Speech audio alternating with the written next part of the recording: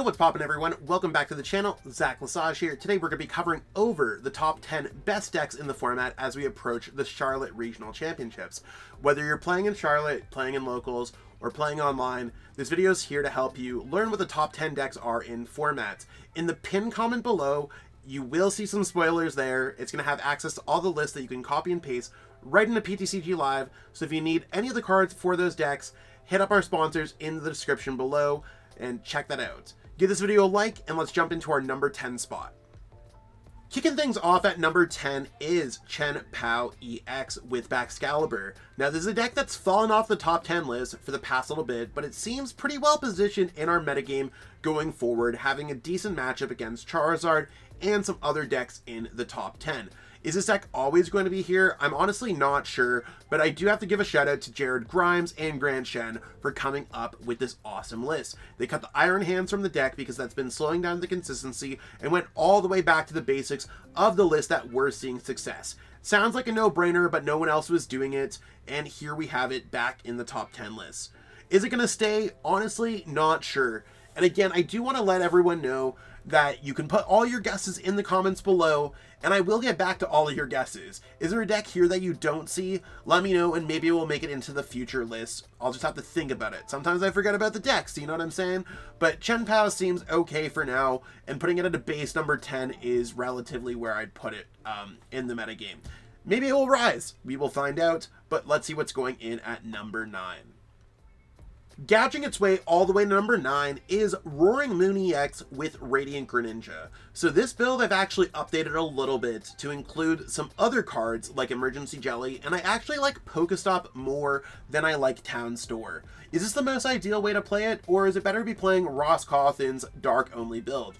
Honestly, I feel like the build that's been playing Ancient Energy Booster Capsule, Pokestop, and running other things like Water Energy for Radiant Greninja is probably the way to be playing this deck if you don't like the how vile Pokestop can be, or how tossed up the card could be.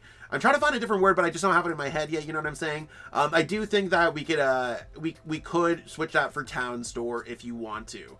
But right now I like Pokestop to just kind of work with this hybrid tool list, and that's why I've included extra for Steel Stone just in case one gets pitched away.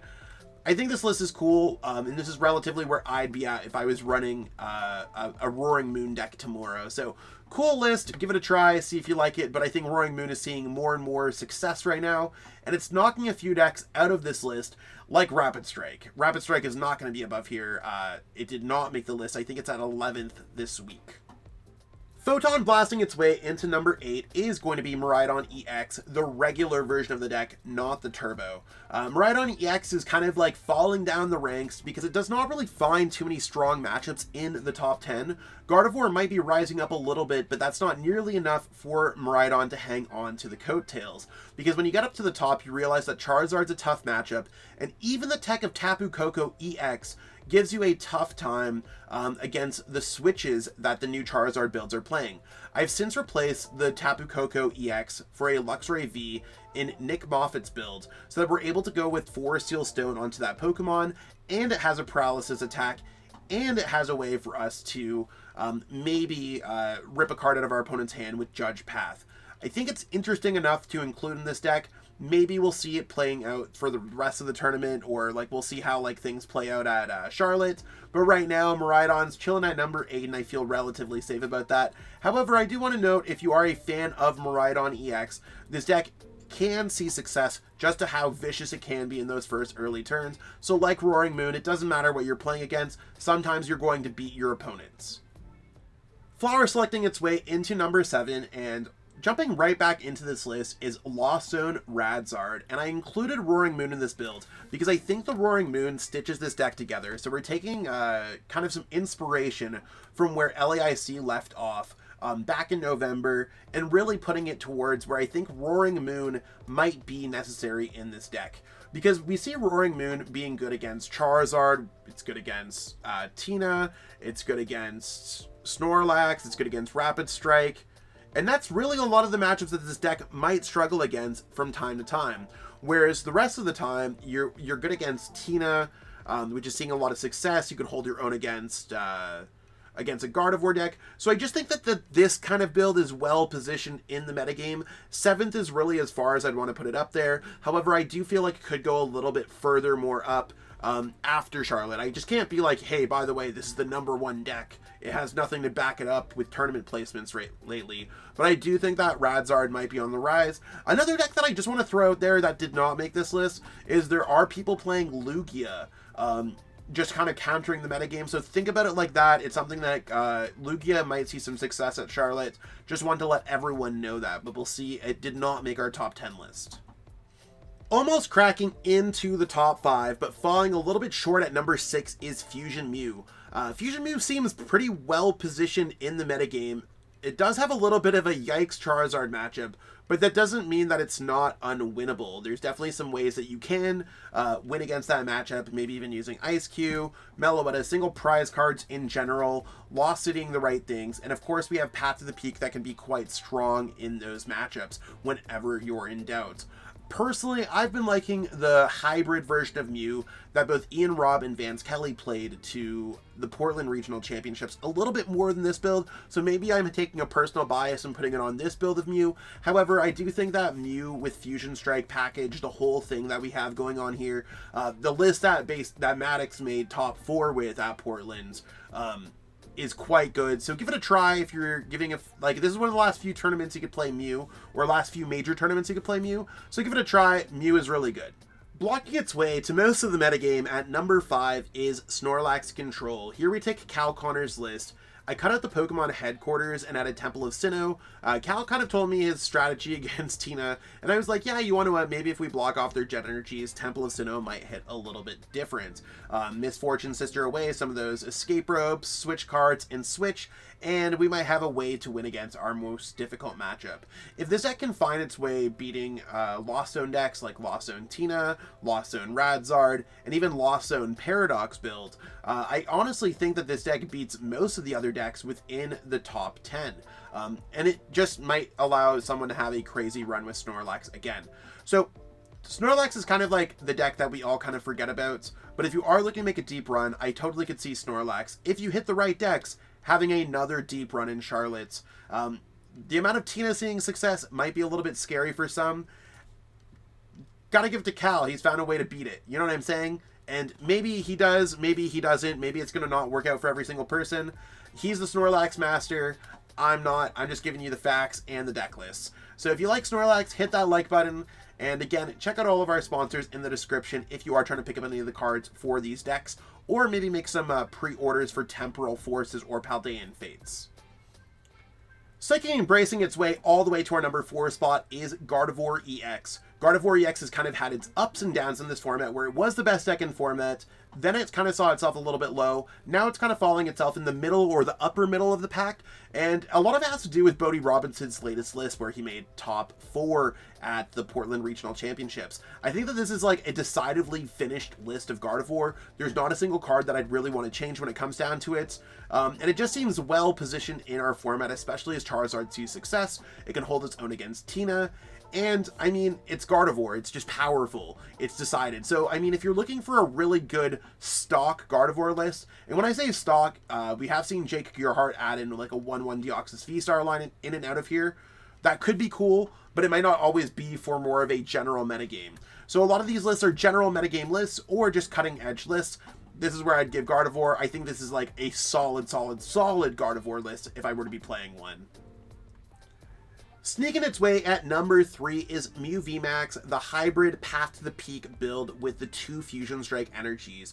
I can't stop thinking about this list that both Vance Kelly and Ian Robb piloted to Portland Regionals, whereas Ian Robb made top 8, and I believe Vance Kelly made top 16 with this deck. And to me, it's really exciting because Mew kind of has its next iteration, and Mew's been around for 2 years, where it's just like we have Fusion Strike energy to get around our opponent's Spiritombs that they're going to be teching everywhere, to the point where if both versions are playing Fusion Strike energies, why would you play Spiritomb in this format, right? And that's not to say that lists that we have including Spiritomb are bad, but if people are really following along with the metagame, there's a really good chance that Spiritomb is going to get countered by Fusion Strike energy, or it's just not going to be very great against Mew VMAX. This build to me seems just quite impressive in the metagame, where you could just like Path, attack your opponent. It's an aggressive, disruptive deck, and it's kind of the right combination of them too. So if you're looking for a really cool deck, that's why I have this one at number 3. I think it's just it's interesting, especially if you could avoid some poor matchups, or if you could just kind of path judge your opponent playing Charizard into the oblivion, into the, you know what I'm saying? Like, it just works. For the second week in the row, coming at second place, we have Charizard EX, just burning it up, bringing that darkness to our top 10 list. This card is one card off from Azul's list, and the only thing that I've changed is cutting a Super Rod for a Fire Energy. Nothing major, nothing crazy. To me, this is a very, very, very solid Charizard list. And sure, you could cut the Professor's Research for a Professor Turo. Yeah, you could cut something else for something else.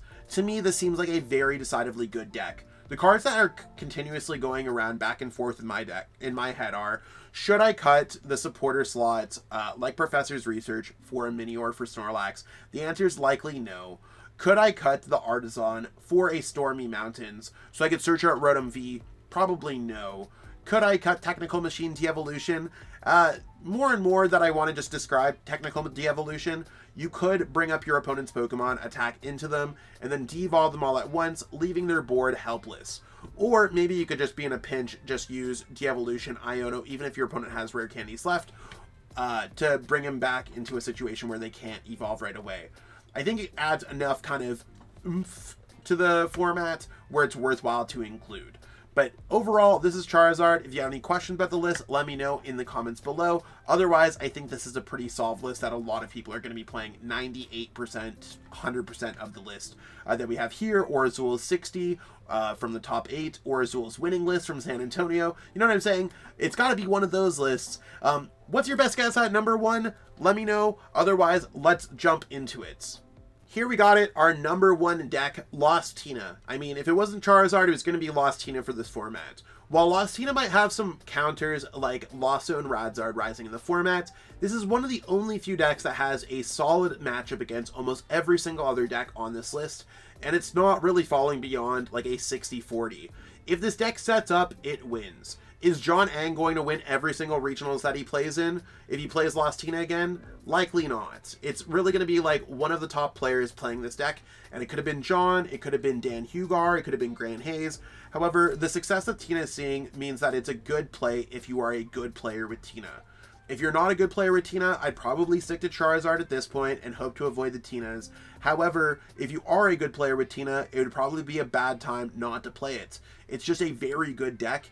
And when we're in a format where you could see success with a very good deck, and it's seeing success, you probably play the very good deck. So I'm going to probably follow my own advice. You might see me playing Tina at Charlotte.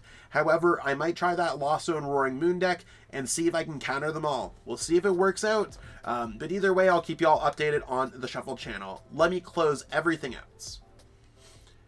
And that's what we got going on for this video today. I hope that you enjoyed watching this video, learning more about the format, and just hanging out with me for the past 10-15 minutes or so.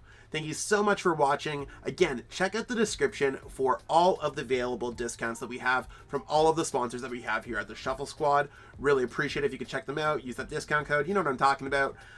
Hit me up in the comments below if you want to spark a discussion, talk about any of the decks. Let me know what your best guesses are for the content that we're coming up for the next week. Let us know what kind of content you want to watch. We do get back to all comments there. And if you want to help support the Shuffle Squad a little bit extra, you can always check out our Patreon at patreon.com/TSSWin. It's like $10 a month to get access to all of our articles, deck lists, and just hanging out, chatting with the squad, all that stuff. Again, I'm Zach Lesage. I'll catch up with all y'all later, including all of you at Charlotte. So stay tuned, and we will catch up with all y'all there. Peace out and have a great one. Want to support the Shuffle Squad? Be sure to check out all of our sponsors in the description to pick up Pokemon TCG singles, sealed, and PTCG live codes.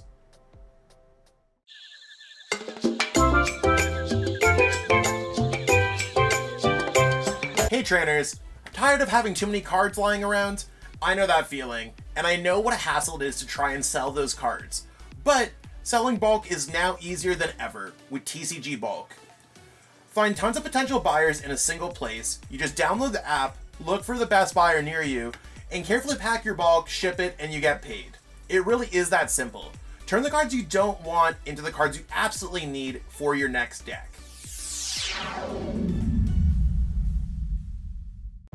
You made it to the end.